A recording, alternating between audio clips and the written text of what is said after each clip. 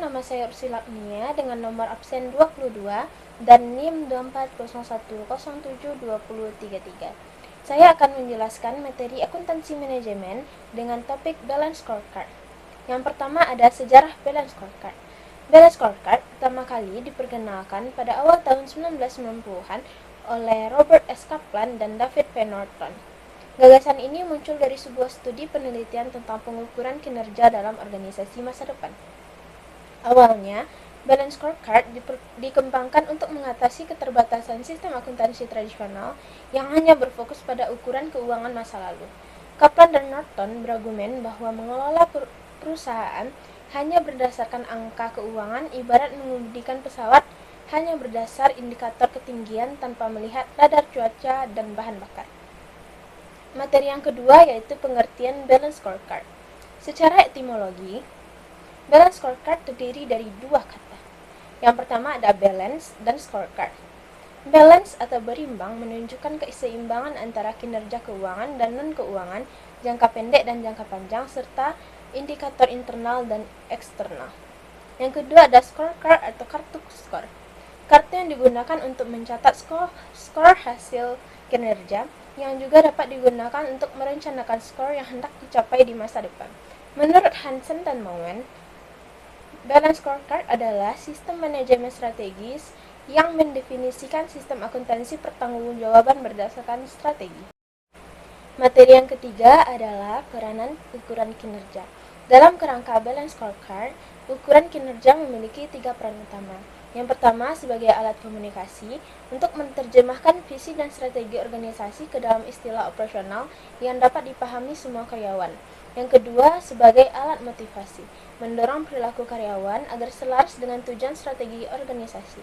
Dan yang ketiga ada sebagai alat evaluasi, memberikan umpan balik apakah langkah-langkah yang diambil perusahaan telah membawa mereka lebih dekat ke tujuan strategis. Materi yang keempat ada 4 perspektif ukuran kinerja. Sesuai dengan konsep Garrison dan Noren, perusahaan harus melihat organisasi dari 4 sudut pandang. Yang pertama sebagai keuangan. Fokus utamanya adalah bagaimana kita terlihat di mata pemegang saham. Contohnya seperti ROI, laba bersih, dan arus kas. Yang kedua ada pelanggan. Pelanggan ini fokus utamanya bagaimana pelanggan melihat kita. Contohnya seperti pangsa pasar, retensi pelanggan, dan survei kepuasan. Yang ketiga ada proses bisnis internal. Proses apa yang harus kita unggul. Contohnya seperti circle time dan efisiensi proses. Dan yang terakhir ada pembelajaran dan pertumbuhan. Apakah kita harus mengikuti dan menciptakan nilai? Contohnya seperti pelatihan karyawan, retensi staf, dan sistem informasi. Materi yang kelima ada langkah merancang Balance Scorecard. Berdasarkan pendekatan Mulyadi, langkah-langkah sistematisnya meliputi yang pertama pernyataan visi dan misi untuk memperjelas arah organisasi.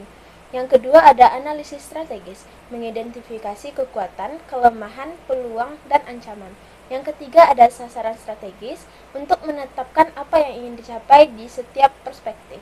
Yang keempat ada menentukan ukuran kinerja, menetapkan metrik untuk pengukuran pencapaian sasaran. Yang kelima ada menentukan target, menetapkan angka atau nilai yang harus diraih. Dan yang keenam ada inisiatif strategis, menyusun program kerja nyata untuk mencapai target tersebut. Untuk materi yang keenam ada strategi map atau peta strategi. Strategi map adalah diagram yang menggambarkan hubungan sebab akibat di antara sasaran-sasaran strategis di berbagai perspektif. Contohnya seperti jika karyawan telah terlatih, maka mereka dapat menjalankan proses produksi yang lebih efisien.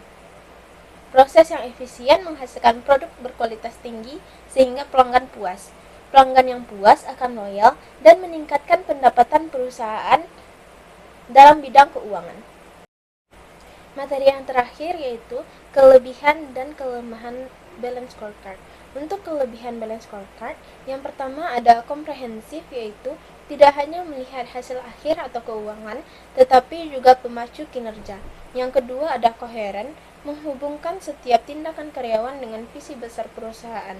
Yang ketiga ada terukur, semua sasaran memiliki indikator kuantitatif yang jelas. Untuk kelemahannya, yang pertama kompleksitas. membutuhkan waktu dan biaya besar untuk desain dan implementasi. Yang kedua ada subjektivitas. Beberapa ukuran non-keuangan seperti kepuasan pelanggan sulit untuk diukur secara akurat. Dan yang ketiga ada risiko terlalu banyak ukuran. Jika terlalu banyak indikator, manajer bisa kehilangan fokus pada hal yang paling krusial.